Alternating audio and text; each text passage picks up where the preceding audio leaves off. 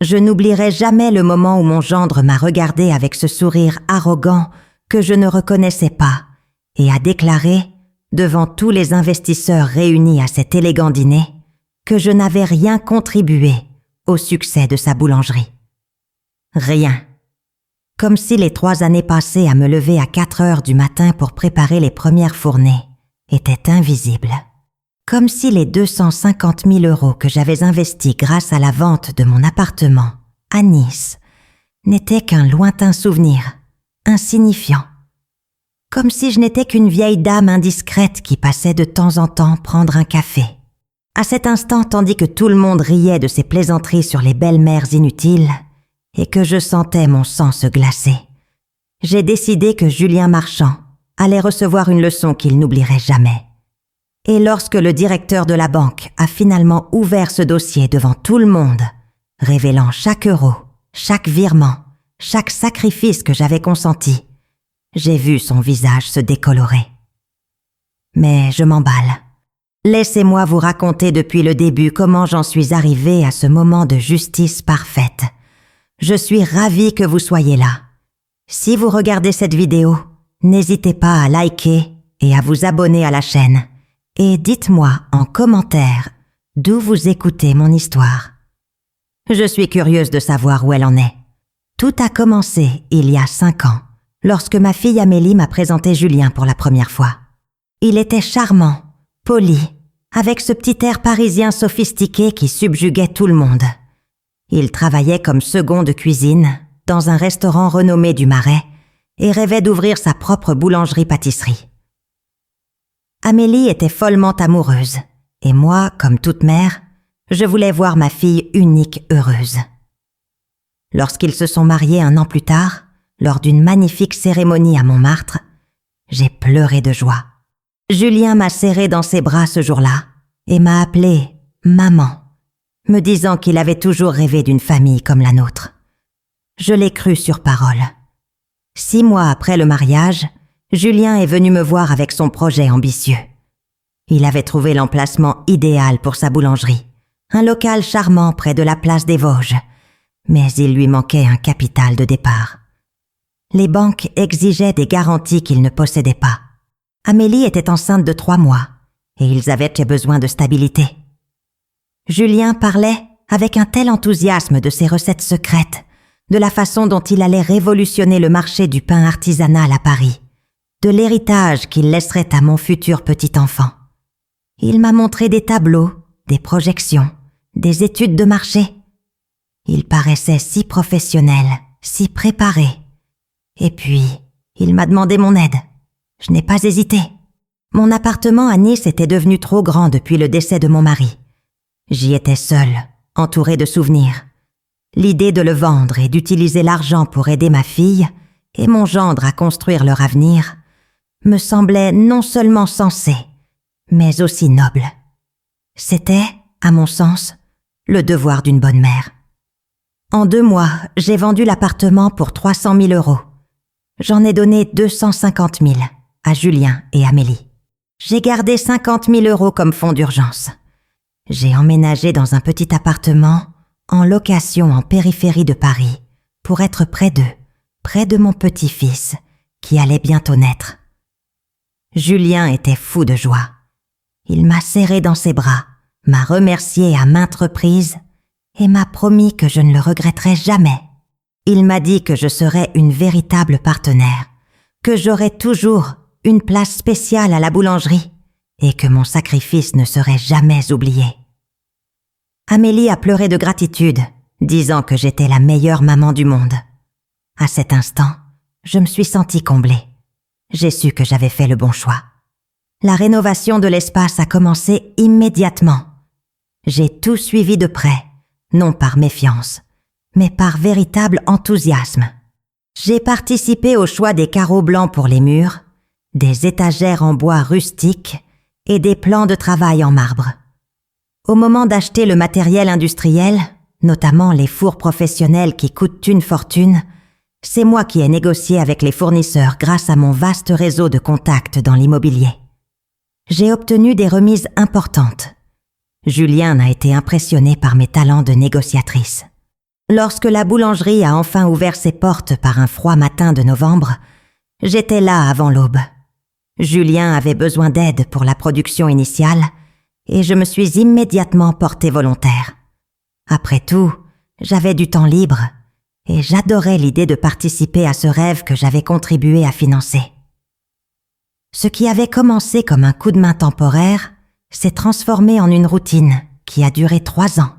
Chaque jour, sans exception, je me levais à 3h30 du matin, prenais le métro encore sombre et désert et arrivais à la boulangerie à 4h pour commencer à préparer les premières tare-pâtes. Julien était talentueux, je ne peux le nier. Ses recettes étaient exceptionnelles, ses croissants étaient parfaitement beurrés et croustillants, ses pains au chocolat fondaient dans la bouche. Mais le talent ne suffisait pas à lui seul pour gérer une boulangerie. Il fallait bien que quelqu'un nettoie les plaques de cuisson, organise les stocks, réceptionne les fournisseurs et prépare les ingrédients pendant qu'il se concentrait sur les recettes plus complexes. Ce quelqu'un, c'était moi. Je travaillais discrètement, efficacement, sans me plaindre. Amélie avait donné naissance à mon petit-fils, le petit Louis, et était trop occupée par son rôle de mère pour aider à la boulangerie. C'était compréhensible. Cela ne me dérangeait pas de porter ce fardeau.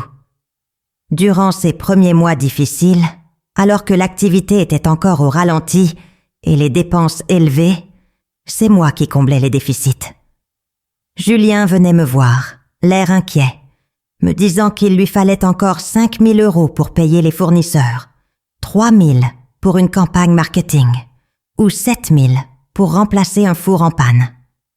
Je disais toujours oui. Je sortais toujours mon portefeuille.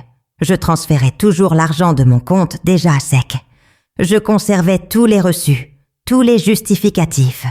Je rangeais tout dans des dossiers méticuleusement étiquetés, non pas par méfiance, mais parce que j'ai toujours été une personne organisée.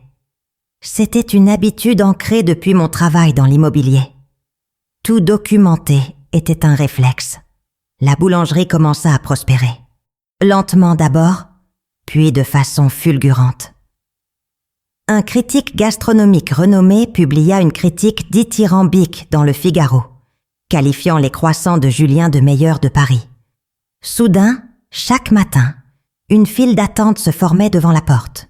Touristes, Parisiens fins connaisseurs, blogueurs culinaires, tous voulaient goûter ses créations. Julien embaucha 2 employés, puis 4, puis 6. La boulangerie était florissante et s'imposait comme une référence sur le marché parisien très concurrentiel. Et c'est précisément avec l'arrivée du succès que j'ai commencé à remarquer le changement. Subtil au début, puis de plus en plus évident. Julien a commencé à me traiter différemment.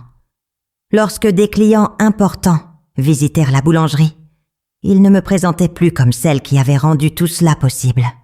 Je n'étais plus qu'une aide cuisinière, une personne de l'ombre. Quand des journalistes venaient pour des interviews, ils racontaient l'histoire de l'entreprise comme si elle avait démarré de rien, grâce uniquement à son talent et à sa détermination. Mon nom n'était jamais mentionné. Mon investissement était opportunément oublié. Amélie avait changé elle aussi. Celle qui avait toujours été ma fille douce et reconnaissante commença à se montrer froide et distante. Elle approuvait tout ce que disait Julien, répétant ses histoires comme s'il s'agissait de vérités absolues. Quand j'essayais de participer aux conversations sur l'avenir de la boulangerie, sur les projets d'expansion, elle me regardait avec impatience, comme si je m'immisçais dans des affaires qui ne me regardaient pas. J'en souffrais plus que je ne pouvais l'exprimer. Ma propre fille prenait ses distances avec moi, influencée par le mari que j'avais contribué à enrichir. Mais j'ai continué à travailler. Je continuais à me lever aux aurores, à accomplir mon travail essentiel, discret. Une partie de moi espérait encore qu'il reconnaîtrait ma contribution. Une autre partie de moi croyait encore que la gratitude reviendrait une fois l'euphorie des premiers succès retombés. Je me trompais. Ce que j'ignorais encore, c'est que le pire était à venir et que l'humiliation qui m'attendait serait si profonde qu'elle me transformerait complètement.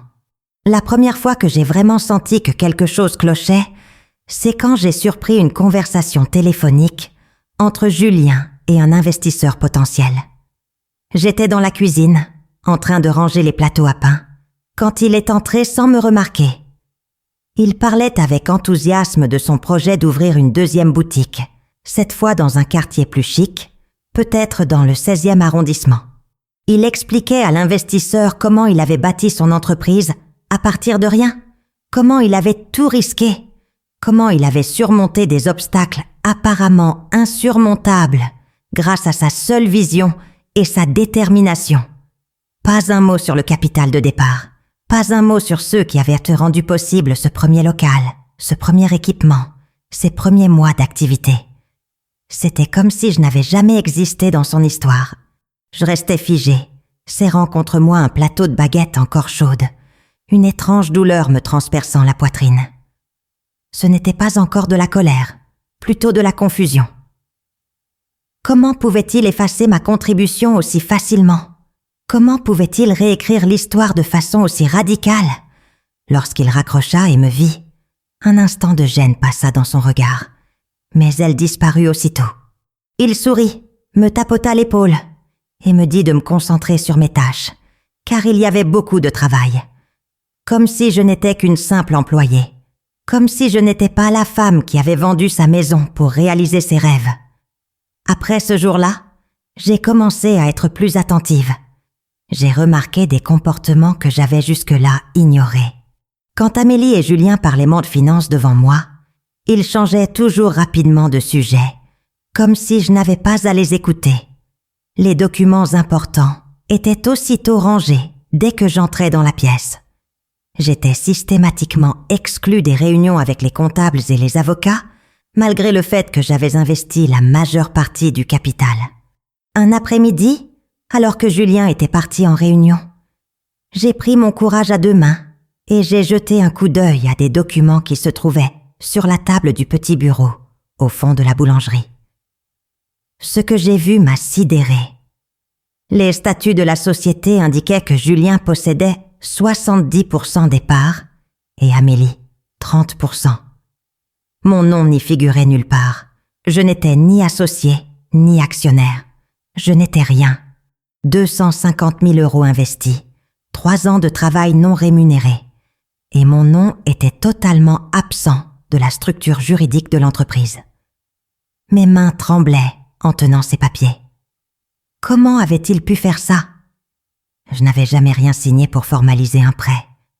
Je n'avais jamais établi de contrat stipulant que l'argent n'était qu'un don. Dans ma naïveté, dans ma confiance aveugle que la famille n'avait pas besoin de papier, j'avais simplement transféré l'argent en supposant que nous étions tous dans le même bateau. Assise dans mon fauteuil de bureau, je sentais le poids de la vérité m'accabler. Il m'avait utilisée. Mon propre gendre, avec la complicité silencieuse de ma fille, avait bâti un empire sur mon argent et mon travail. Et maintenant, ils m'effaçaient de leur histoire. J'étais pratique quand ils avaient pris mon besoin de capitaux et de main-d'œuvre gratuite. Mais maintenant que le succès était au rendez-vous, je n'étais plus qu'un boulet, un rappel gênant qu'ils devaient tout à quelqu'un d'autre que Julien Marchand. Mais je n'ai rien dit ce jour-là. J'ai gardé cette découverte pour moi, la laissant ronger mon cœur. Je suis rentrée chez moi en métro, et mon reflet dans la vitre sombre de la rame m'a marqué. Une femme de 62 ans, qui avait été assez naïve pour faire confiance aveuglément. J'ai passé la nuit blanche à repasser en boucle chaque décision, chaque virement, chaque matin, où je me levais à 3h30 pour travailler gratuitement. Et puis, pour la première fois depuis des années, j'ai commencé à réfléchir clairement. J'avais les preuves. Tous les virements, tous les reçus, toutes les preuves. Ils auraient pu m'exclure des documents officiels, mais ils ne pouvaient pas effacer les traces financières que j'avais laissées. 2 semaines plus tard, le dîner arriva. Julien préparait l'expansion depuis des mois et avait enfin attiré l'attention d'investisseurs sérieux, des figures importantes du monde financier parisien, capables de transformer sa boulangerie en une véritable chaîne de magasins prestigieux. Le dîner avait lieu dans un restaurant chic de Saint-Germain-des-Prés, un de ces endroits où chaque plat coûte l'équivalent des courses de la semaine. Julien insistait pour que j'y aille, affirmant qu'il était important de réunir la famille pour montrer aux investisseurs la solidité et les valeurs de l'entreprise. J'aurais dû me douter de quelque chose avec cette invitation, avec son sourire en me disant de venir. Mais je gardais encore un mince espoir. Je croyais encore que peut-être, enfin, il reconnaîtrait publiquement ce que j'avais fait. Je suis arrivée au restaurant vêtue de ma plus belle robe, cette robe bleu marine que je réservais aux grandes occasions. Amélie était magnifique, rayonnante aux côtés de son mari Prosper.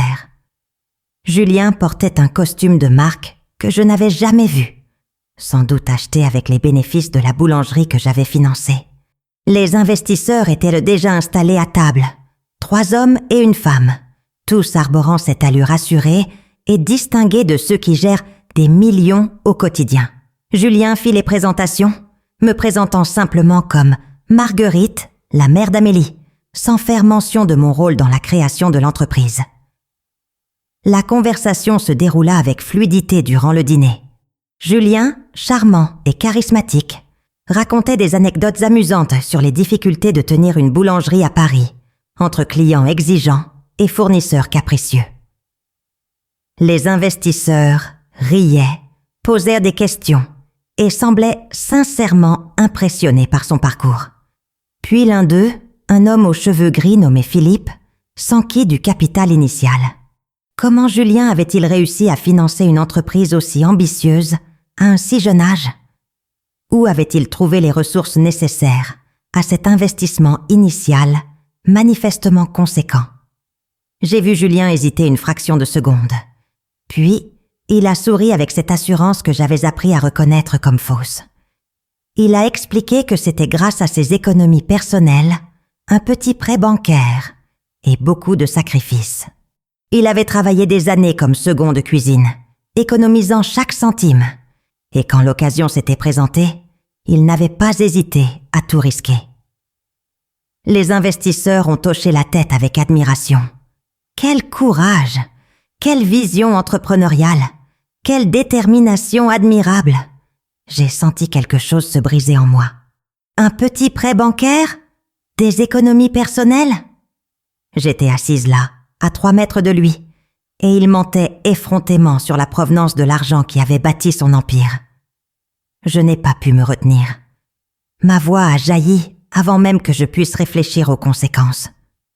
J'ai mentionné, avec toute la politesse possible, que j'avais en réalité contribué de manière significative à l'investissement initial, que j'avais vendu mon appartement à Nice pour aider le jeune couple à se lancer. Le silence qui suivit fut pesant.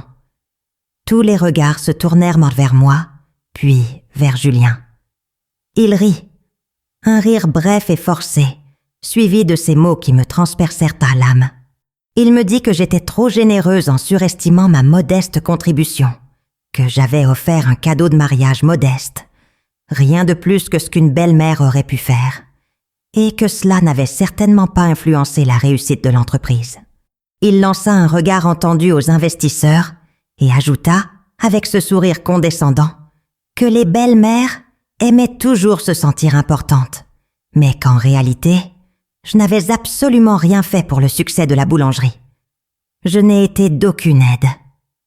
Ces mots résonnaient dans ma tête, tandis que je balayais la table du regard. Les investisseurs semblaient mal à l'aise, détournant le regard.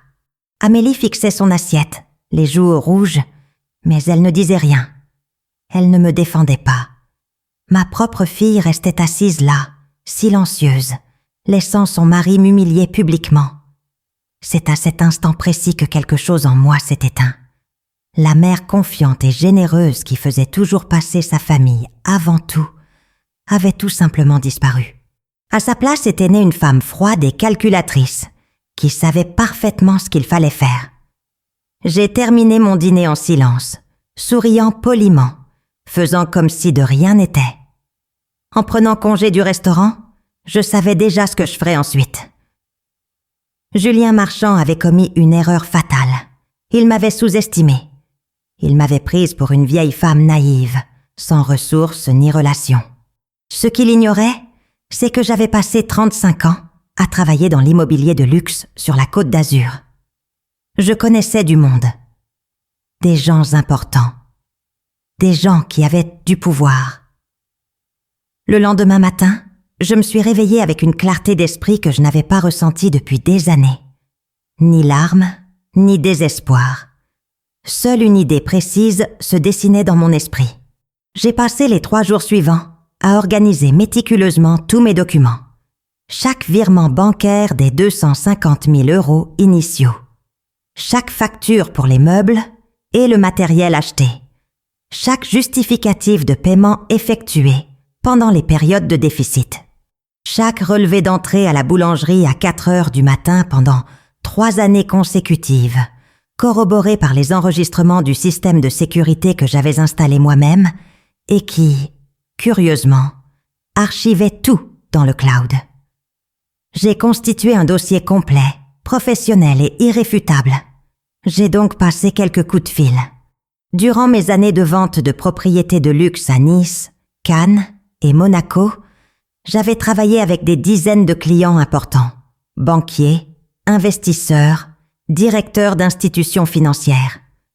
Parmi eux, Antoine Rousseau, alors directeur de l'une des agences bancaires les plus prestigieuses de Paris, celle-là même qui finançait l'expansion de Julien. Antoine et moi avions conclu ensemble des transactions se chiffrant en millions d'euros au fil des ans. Il me devait quelques services, mais surtout, c'était un homme pour qui l'intégrité primait surtout. J'ai organisé un déjeuner avec Antoine et je lui ai tout montré. Je lui ai expliqué la situation objectivement, sans dramatisation, en me basant uniquement sur les faits et les chiffres.